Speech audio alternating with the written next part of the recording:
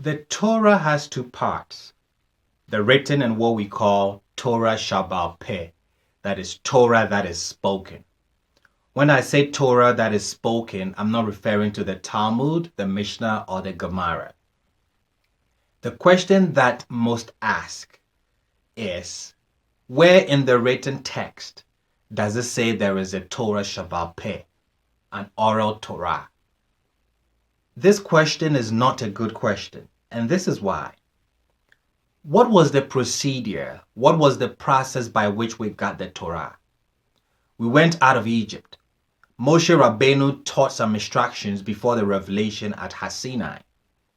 At Sinai, the people all heard God speak and gave Moshe the 10 statements. Moshe comes down from the mountain and started to teach the nation the Torah that God taught him on Sinai. Moshe did this for 39 years. All Baal Peh, all oral, no book at all. 39 years with no book. 39 years of straight lectures. At the end of his life, he wrote the books of the Torah just before he died and gave them to the tribes. That means that when the Chumash came into existence, they had a Torah Shabbal Peh, an oral Torah for 39 years already. The Torah Shabbal Peh came first. The book came afterwards. Now, why should you write into the book what everyone already knows?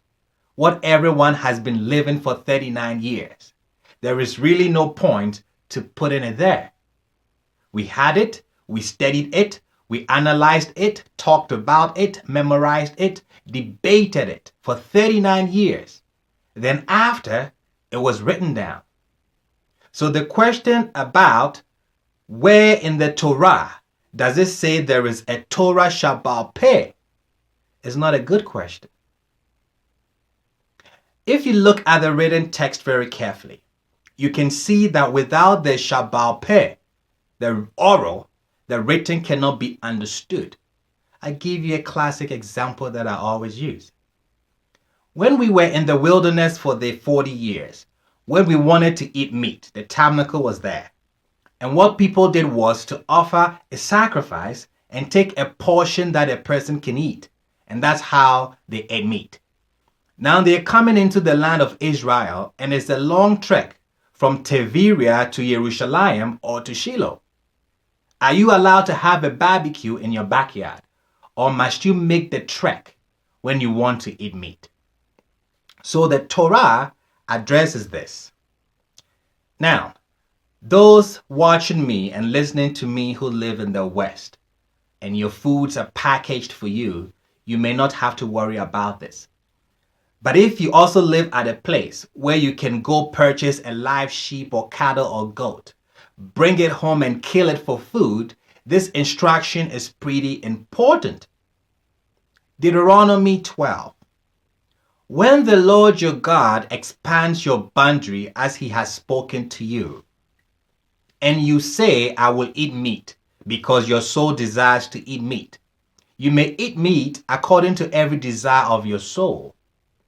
If the place the Lord your God chooses to put his name there will be distant from you, you may slaughter of your cattle and of your sheep, which the Lord has given you, as I have commanded you, and you may eat in your cities according to every desire of your soul.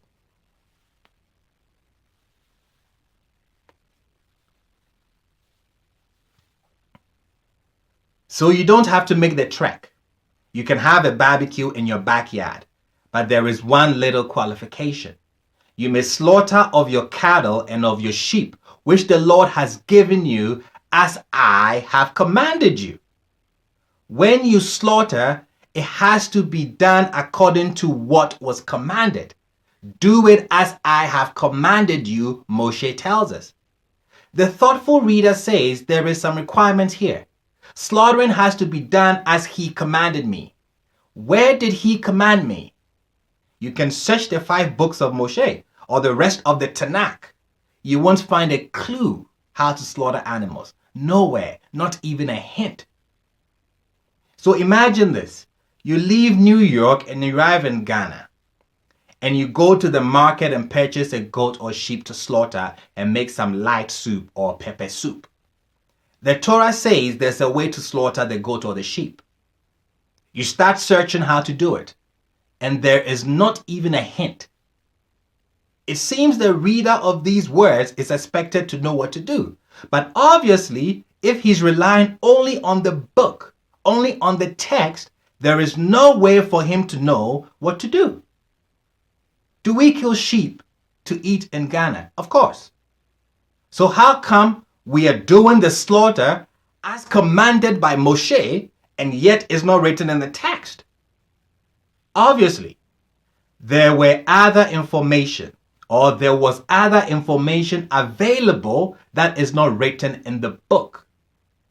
Whenever you think this book came into existence, whenever this book was used seriously as legislation for a community to live by, it could not have existed alone. I'm going to repeat that because it's very important.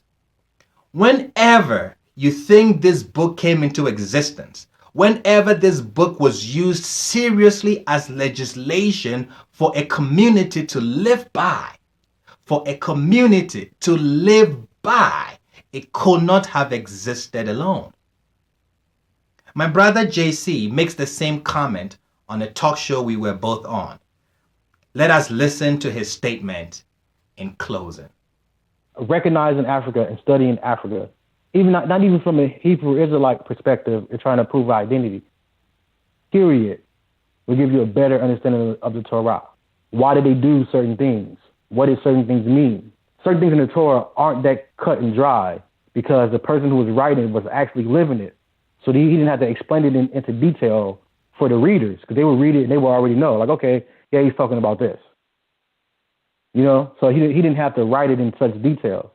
But when you put those stories back into his African origin or indigenous origin, you get to see the meanings and understanding of it.